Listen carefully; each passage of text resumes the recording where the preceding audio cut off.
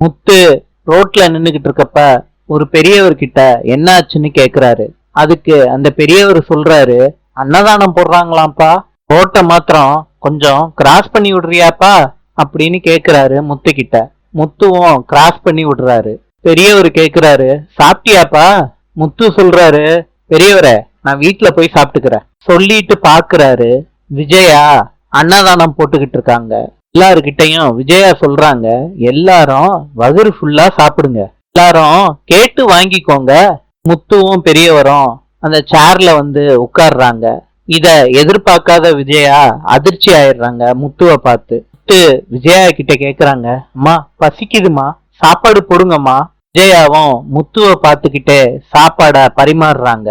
முத்து விஜயா வச்சத சாப்பிட்டுட்டு வீட்டுல வந்து அண்ணாமலை கிட்ட சொல்றாங்க, அப்பா நான் இன்னைக்கு அம்மா கையால சாப்பிட்டேன்ப்பா.